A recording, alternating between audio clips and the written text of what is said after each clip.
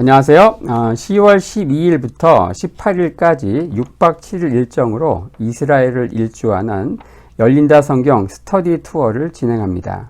열린다 성경 스터디 투어는 단순한 성지순례가 아닙니다. 매일 아침 1시간 반씩 성경과 그리고 인문학을 주제로 공부한 후 현장을 답사하는 기독교 인문학 여행입니다.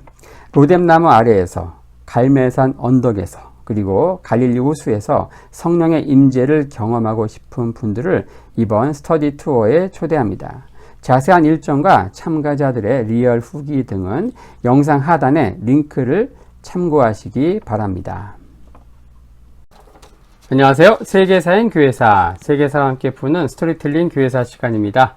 중세 역사, 중세 교회사를 서로마 제국이 멸망하는 476년부터 동로마 제국의 수도 콘스탄티노플이 함락되는 1453년까지 중세 천년의 역사를 두 명의 황제 유스티니안스, 그리고 샤를마뉴, 두 명의 교황, 그리고 리스 7세, 그리고 이노센트 3세를 중심으로 따라가고 있습니다.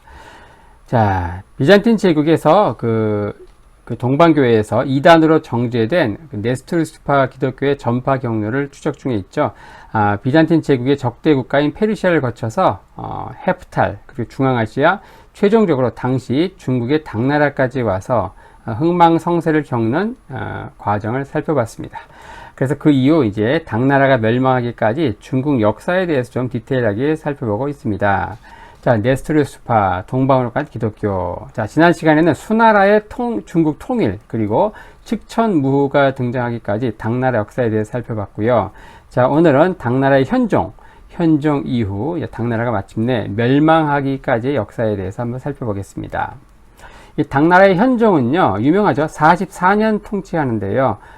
당나라의 최고 전성기를 이제 이때로 봅니다. 초기 30년은 개원의 치라고 해서 중국 역사에서 3대 태평성대 중 하나로 불리죠.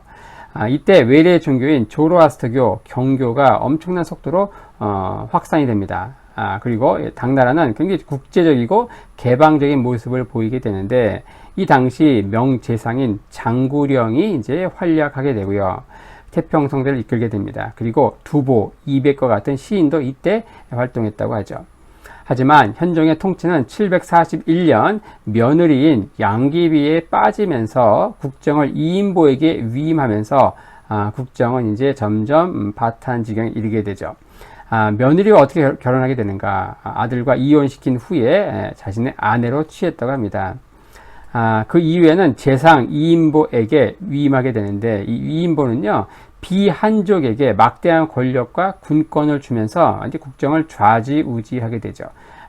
당나라 후기 전국의 어떤 대규모 반란을 결국 초래하게 되는데, 그 대표적인 게 바로 이인보에게 군권을 받은 안녹산, 그리고 그의 부장인 사사명 둘이 이제 난을 일으키게 되죠. 바로 안사의 난이 되겠습니다. 자, 그리고 이때 이제 티벳 제국이 등장하는데, 역사에서는 이제 토번이라고 하고요. 오늘날의 티벳으로 많이 알려져 있죠. 당나라는 서돌고를 정복하고 서역의 지배를 완성하는 듯 보였습니다. 그때가 657년인데요. 동돌골과 함께 이제 서돌골까지 무너뜨리면서 서역 지배, 실크로드 지배를 완성하는 듯 싶었는데, 그 밑에 있던 토번, 지금의 티벳입니다. 토번, 여기가 이제 엄청나게 강력해지는 거예요. 이때 새로운 도전에 직면하게 된다. 바로 티벳 왕국 토번이 등장하게 되는데, 이 토번은요, 라사를 중심으로 7세기 초에서 9세기 중엽까지 굉장히 세력을 떨치게 됩니다. 송첸간포라고 하는 인물 때에 이 티베트가 통일이 돼요. 그리고 당나라 태종에게 딸 공주를 공료로 바쳐라 라고 요구합니다. 와, 이거 얼마나 황당합니까? 당나라 공주를 공료로 바쳐라 요구한 거예요. 당태종이 거절하자 무려 20만 대군을 앞세워서 진격을 하게 되죠. 당태종은 어쩔 수 없이 요구를 받아들이게 되는데, 이때 문성공주가 이제 가게 됩니다. 이후 평화 관계를 유지하게 되지만, 그 가운데 껴있는 토요콘, 이 토번과 당나라 사이에 껴있는 여기 하서해랑에 있는 선비족의 국가인 토요콘, 여기에 주도권을 놓고서 당나라와 토번이 다시 대결하게 된다. 여기서 당나라는요, 이 토번과의 싸움에서 괴멸적인 패배를 하게 됩니다. 그때가 659년이죠. 이때 당나라 장수인 소정방, 이 소정방은 책임을 지고 동부전선, 즉 한반도에 배치돼요. 나중에 삼국 통일 그 전쟁 때에 소정방이 활약하게 되고요. 이후에 서린기도 여기 토봉가 전투에 투입되는데 서린기 역시 참패하게 됩니다. 마침내 타림분지 타클라마칸 사막에 설치된 안서도부가 함락되면서 당나라의 서역 지배는 최종적으로 붕괴되죠. 자, 이후 서역의 지배를 놓고서 당나라와 티베트는 일진일퇴를 하게 되는데, 자, 그런 가운데 이제 돌궐이 다시 등장합니다. 돌궐 2제국이라고 하죠. 이 돌궐은 552년 투맨에 의해서 건국됐지만 582년 30년 후 동서로 분열이 되죠. 하지만 동돌궐은 630년 당 태종 때, 그리고 서돌궐은 657년 고종 때 멸망하게 되는데, 다시 30년 후에 돌궐 제2제국 682년에 바로 쿠틀룩이 건국하게 됩니다. 이러면서 반세기에 걸친 당나라 지배가 끝나게 되지만 이것도 얼마 가지 않아요. 바로 위구르에 의해서 결국 멸망하게 된다. 바로 돌궐 2제국, 동돌궐, 서돌궐 무너뜨리고 여기에 다시 돌궐 2제국이 등장하지만 이제 한 3, 40년 가다가 위구르 제국에 의해서 멸망하게 되죠. 자, 그 이에 살펴볼 게 아주 유명한 이 탈라스 전투입니다. 세기의 전투인 751년에 있었던, 자, 당나라는요, 이 중앙아시아에서 돌궐, 티베트의 협공을 받게 됩니다. 자, 빨리 서역 지배, 여기 당나라, 여기는 어때요? 돌궐과 티베트의 협공을 받게 되는 거예요. 자, 이런 가운데 당나라는 서역 지배를 완성하고자 고구려 유민 출신의 고선지 장군을 보내서 주변의 교통로를 장악하고 마침내 소그디아나 지방까지 진출하게 됩니다. 바로 747년이에요. 그리고 그곳에 있는 타슈켄트, 중국의 역사에서는 석국이라고 하거든요. 이 타슈켄트 출신 사람들에게 성씨로서 석씨를 줬어요. 석국이라고 합니다. 이 석국 왕을 생포해서 장안으로 압송합니다. 그게 바로 750년이죠. 바로 타슈켄트, 석국. 여기 왕을 잡아다가 장안으로 생포해서 데리고 온다. 이렇게 하면서 서역 지배가 어느 정도 완성되는지 짚었는데 어때요? 이 750년이라고 하는 해는 어때요? 아빠스 왕조가 건국된 해입니다. 같은 해에 아빠스 왕조가 건국되면서 아빠스 왕조는 어때요? 수도를 다마스커스에서 바그다드로 이전하면서 그 역시 소그디아나 지방에 관심을 갖게 됩니다. 이렇게 하면서 당나라 군대와 이슬람의 아빠스 왕조의 군대가 조우할 날이 임박한 개봉박두인 상황이 되는 거죠. 바로 당나라가 쭉쭉 해서 서역을 지배하게 되고 결국 전투가 탈라스에서 벌어지게 되는데 당시 어때요? 이슬람도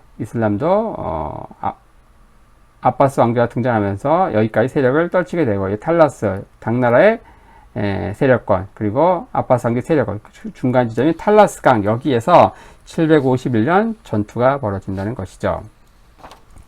이 아랍 세력의 동방 진출은요, 옴미야드 왕조가 등장한 이후에 아랍은 중앙아시아 진출을 본격화합니다. 바로 지도 함께 볼 텐데, 바로 이게 이제 그 무함마드 당시에, 그리고 무함마드 뒤를 이은 4명의 칼리프 때의 정통 칼리프죠.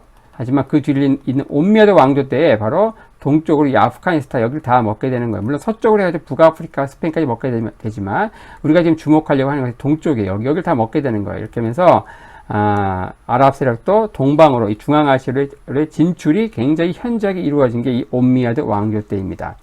그리고 아무다리아를 건너서 부하라, 사마르칸트를 공략하게 되죠. 하지만 이때는 정복보다는 단지 이제 공납을 받는 게 목적이었어요. 하지만 697년 이후 정복으로 전환하게 되죠. 그리고 부하라, 사마르칸트, 호레즘 지역을 정복하게 되죠. 하지만 714년 이후 옴미야드 왕조는 이제 내전, 계승 분쟁으로 인해서 동방 진출은 이제 잠시 소강 상태로 들어갑니다.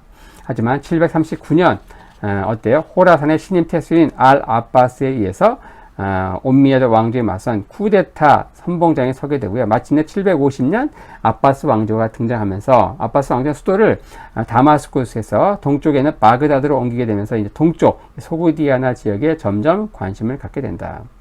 당나라는 티베트를 견제하고자 이 소그디아나 지역에 적극 진출을 모색했기 때문에 당나라 세력과 아바스 왕조로 대표되는 이슬람 세력 두 세력이 충돌하는 것은 시간 문제였다는 거예요. 마침내 아바스 제국이 건국한 그 이듬해인 751년 당나라 군대와 이슬람 군대가 전투를 벌인다. 자, 이 전투에서는요, 사실 유목민 군대의 배반으로 당나라 군대는 좌우 협공을 당해서 참패하게 됩니다. 사령관이었던 고선지 장군은 퇴각해서 겨우 목숨만 건지게 되는데, 사실 이 전투는 당시에는 별로 주목받지 못한 전투였죠. 장기적으로 중앙아시아에서 중국의 영향력이 쇠퇴하고 또 이슬람권이 강해지는 그런 분수령이 된 전투인데, 이 탈라스 전투는 중국의 퇴조를 초래했지만 역설적으로 이 중국 문화가 이슬람 세계에 전파되는 그 계기가 된 전투입니다. 당시 생포된 2만 명의 중국인 포로가 있었거든요. 근데 그 중에서 제지 기술자 그리고 나침반 기술자가 있었던 거예요. 그래서 이후에 이 종이 기술이 넘어가서 이 사마르칸트의 최초의 제지 작업장이 만들어지고요. 아바스 왕조의 수도인 바그다드에는 제지 공장이 세워지고, 이게 마침내 이스라엘 비롯한 이 레반트 지역, 북아프리카를 거쳐서 유럽의 종이 기술이 전파된다. 영국의 경험주의 철학자인 프란시스 베이컨은요, 이런 말을 했습니다. 중국에서 나온 문명의 3대 발명품이 중세를 바꾸었다. 중세 유럽을 바꾸었다. 이렇게 평가합니다. 종이는 문학에, 그리고 화약은 전쟁에, 그리고 나침반은 항해에 영향을 미쳤다는 것이죠. 중앙아시아는요, 당시 이제 서쪽에서는 아바스 왕조, 서쪽에서는 아바스 왕조 이슬람 제국, 그리고 동쪽에서는 토번, 이 티베트, 그리고 북쪽에서는 돌궐의 각축종이 되지만 나중에 돌궐이 위구르에 멸망하고 또 토번이 멸망하면서 이슬람 제국의 세력이 됩니다. 그래서 중앙아시아는 어때요? 9세기 이후 티베트, 돌궐이 약화되면서 아랍의 우위, 이슬람화는 대세가 되죠. 현재도 이 카자흐스탄 등을 비롯해 이 중앙아시아의 대세 종교는 뭡니까? 이슬람이라는 것이죠. 자, 돌궐은 이제 말씀드린 대로 위구르에 멸망했고, 토번, 이 티베트 제국도 무너지게 되는데, 아이러니하게도 티베트이 멸망하게 되는 것은 티베트의 정체성 그 자체인 티베트 불교에서 시작합니다. 티베트은 이 불교에 대한 막대한 지원을 이제 아끼지 않았는데, 이러니까 이제 승려의 자만이 하늘을 뚫게 됩니다. 왕도 이제 무시하게 되는 거예요. 그러자 랑다르마 왕이 불교에 대한 탄압을 하게 됩니다. 그러니까 이 승려들이 왕을 죽여요. 왕을 암살합니다. 이후에 토번, 티베트 제국은 점차 소멸해서 멸망하게 되죠. 자, 안사의 난, 탈라스 전투 이후, 이제 탈라스 전투가 751년이잖아요. 그러니까 4년 후인 755년 안사의 난으로 당나라는 휘청하게 됩니다. 안사의 난은요, 난을 일으킨 주범 안녹산, 그의 부장인 사사명, 그 첫자를 따서 안사의 난 이렇게 얘기하죠. 우두머리는 안녹산이에요. 안녹산. 이 안녹산은요, 체중이 무려 200kg이나 됐다고 합니다. 근데 너무 뚱뚱해가지고 뱃살이 늘어져가지고 무릎을 덮을 정도였다. 이렇게 기록되어 있습니다. 현종이 그 배를 가리키면서 물었다고 하네요. 자, 그 뱃속에는 대체 뭐가 들어있기에 그리도 뚱뚱한가? 자, 그러자 안녹산이 이렇게 대답했다고 합니다. 오직 폐하에 대한 일편단심만 가득 들어있나이다. 와, 그야말로 세계적인 아부죠.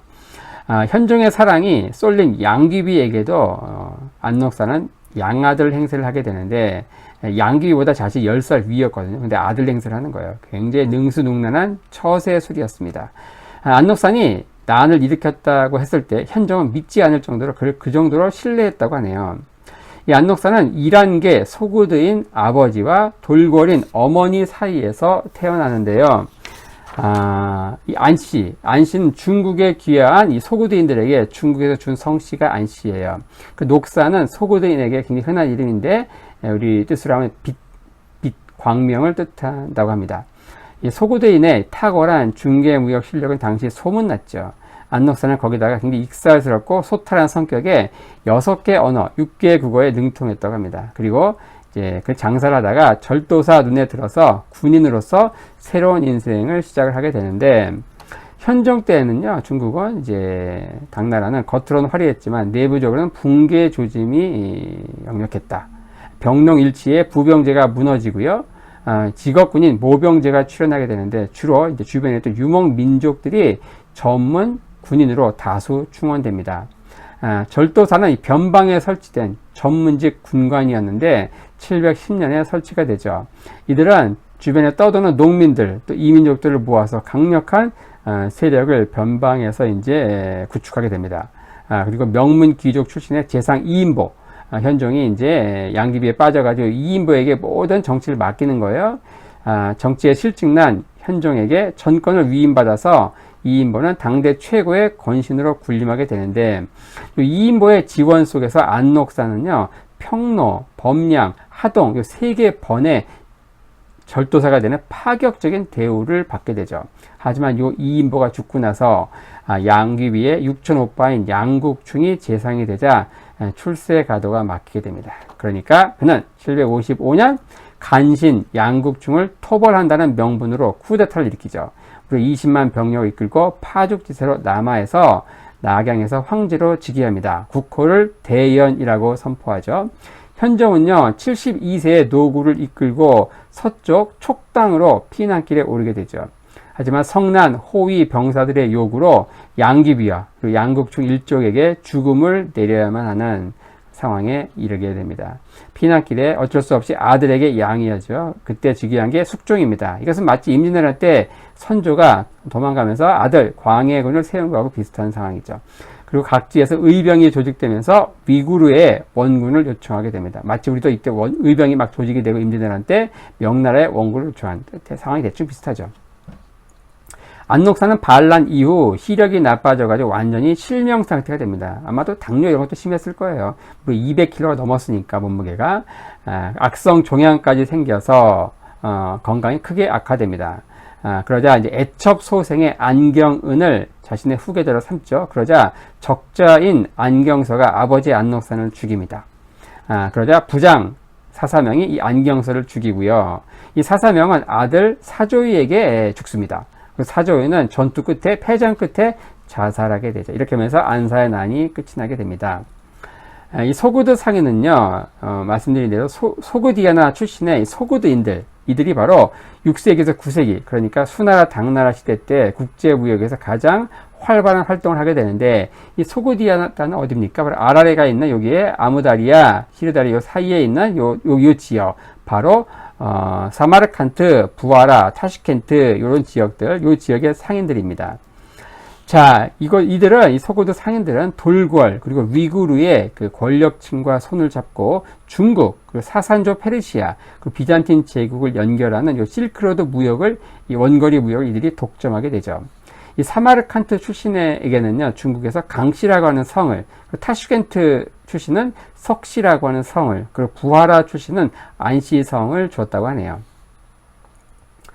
국제 상인으로서 이들은 경제뿐 아니라 외교 군사에도 맹활약하게 되는데, 이 안녹사는요 경제력, 정보력, 군사력을 통해 막강한 영향력을 행사하게 됩니다. 자, 이때 돌궐 이 제국을 무너뜨리고 위구르가 바로 몽골 초원의 새로운 패자로 등장하게 됩니다. 자, 오늘날은 이 위구르가 어때요? 신장 위구르 자치구에서 작게 있지만 한때는 이 당나라 때는요 중국을 좌지우지했던 엄청난 제국이었다. 위구르 제국, 몽골 초원을 중심으로 해서 엄청난 제국을 이루었던 게 바로 이 위구르 제국입니다. 돌궐 이 제국을 무너뜨리고 등장했다. 바로 현종 때의 이 화북 변경의 절도사인 소구도 출신의 안녹산 사사명이 난을 일으켰다. 안사의 난. 이미 말씀드렸죠. 이들이 바로 수도 장안을 점령한 이후에 황제로 등극하게 되는데, 이후 내부 투쟁으로 이제 실패하게 되지만, 자, 요런 상황들은 뭐냐. 10년 전, 그러니까 요 난이 일어난 게 755년이거든요. 10년 전, 744년, 몽골 초원에서 돌궐이 무너집니다. 그리고 돌궐 영내에 있던 소구도인들이 중국으로 들어와서 요 안녹산 휘하에 편입이 되죠. 그래서 이 안사의 난 반란 때에 주된 군사력을 이루게 되죠. 그래서 이 안사의 난은 단지 중국 내부의 정변을 넘어서서 돌궐의 멸망과 그리고 소구도인 이주라고 하는 중앙아시아 격변과 관련이 깊다는 것이죠. 당시 당나라는 위구르의 긴급 지원을 요청하죠. 그래서 위구르 기마병이 맹활약을 하게 되면서 수도 장안을 수복하게 됩니다. 결국 이제 위구르는 당나라에 매년 조공을 이제 요구하고, 그리고 공주를 달라고 하고, 그렇게 줄 수밖에 없었겠죠. 그리고 나서 762년 이제 안사의 난이 다시 일어나거든요. 그러자 위구르는 재차 출병하게 된다. 이때는 변방에 시장을 열 것을 요구합니다. 그리고 화친과 교육을 통해서 필요한 물자를 얻는 게 낫다고 판단했던 것이죠. 자, 이때 위구르 제국의 몽골 초원에는요, 대규모 성곽 도시가 출현하게 되는데, 이 소구도인의 대거 유입, 그리고 견마 교육을 통한 막대한 재화의 축적으로 이것이 가능했는데요. 이 최대 규모의 도시가 바로 오늘날의 그 카라발가순, 당시에는 오르두발릭이라는 도시입니다. 이것은 교통의 요지였기 때문에 돌궐, 위구르, 훗날 등장하는 몽골 제국에서 제국의 어떤 중심 도시가 되죠. 위구르의 백위 칸, 이 칸은요, 안사에 난 진압을 위해 중국에 갔다가 이 마니교 사제를 데려옵니다. 이후 이 마니교를 개종을 하고 이 마니교를 위구르 제국의 국교로 선포하죠. 자, 이로써 이 소구드 상인과의 정경 유착 관계가 완성이 되는데, 백위 칸은 요 마니교라고 하는 종교적 권위를 이용해서 군주권 강화를 이제 할 목적으로 마니교를 채택한 것입니다. 하지만 이제 위구르 제국이 마침내 붕괴하게 되죠. 759년 즉위한 백위 칸은요, 무려 20년간 이 압도적인 군사적 우위로 중국의 풍부한 물자를 확보했죠. 하지만 843년 이 키르기즈족에 의해서 이제 위구르의 수도가 점령이 된다. 그러면서 위구르인들은 남쪽으로 서쪽으로 흩어지면서 이는 장기적으로 중앙아시아 지역이 투르크화 되는데 결정적인 계기가 된다는 겁니다. 그 이후에 이제 이 위구르는 하서 위구르, 천산 위구르 이런 다양한 군소 국가를 세우게 되죠. 하지만 전부 나중에 칭기스칸 몽골 제국에 의해서 다 접수가 됩니다.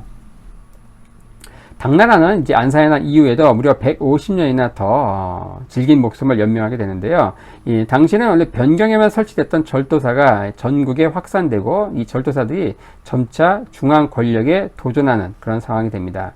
결국 황소의 난 875년에서 84년까지 일어났다. 이 황소의 난으로 결국 멸망하게 되는데, 이 황소는요, 소금 밀매업으로 엄청난 조직과 돈을 가지고 있었던 사람이에요. 이 엄청난 조직력의 배경은 뭐였는가? 소금이었다. 19세기 중국을 방문한 서양인은요, 이 중국에서 소금값이 엄청나게 비싼 것에 놀랐다고 하는데, 이 중국은 이 소금 산지가 일정 지역에 편중되어 있거든요. 그래서 이를 독점하면은 엄청난 부가 보장됐다는 거예요. 그래서 한나라 무제 이후 이 소금의 전매는 국가가 전매했고 이걸 통해서 부족한 재정을 충당했습니다. 그래서 소금값이 막 급등하게 되는데, 그러니까 암 거래에 비밀 결사가 항상 있었어요. 걸리면 사형이지만 어때요? 돈을 크게 벌 수 있기 때문에 끊어지지 않는 겁니다. 그래서 이들은 적극적인 자위책으로 이제 무장 봉기를 일으켰는데 그게 바로 황소의 난이다. 875년 봉기의 선두에 선 사람이 바로 황소, 그리고 왕선지라고 하는 인물이죠. 이들은 이제 광범위한 농민 병사들의 지지, 그리고 이민족 군인들의 전투력, 여기다가 비밀 결사의 조직력, 자금력까지 합쳐지면서 굉장히 세력을 떨치게 됩니다. 하지만 막판에 주온이라고 하는 사람이 배신을 한 게 치명적이었어요. 그는 사태를 저울질하다가 마지막에 막판에 당나라 왕조에 붙죠. 황소는 이제 호랑곡 전투에서 참패한 이후 자살하고요. 당나라 황실은 이 주온의 공을 인정해서 그에게 전충이라는 새 이름을 하사합니다. 주전충. 하지만 그가 이 주전충이라는 인물이 장차 290년간 지속된 당나라 왕실을 멸망시킬 인물이라고는 추후도 생각지 못했던 거예요. 907년 당나라의 마지막 황제인 에제로부터 선양의 형식으로 즉위하면서 그는 후량을 건국하게 되죠. 이후 중국은 당나라가 무너지고 나서 5대 10곡 시대라고 하는 혼란 시대가 개막을 하게 됩니다. 저렇게 하면서 오늘은 이제 당나라의 현종 치세부터 당나라가 멸망하기까지 역사를 좀 간략히 한번 살펴보았습니다.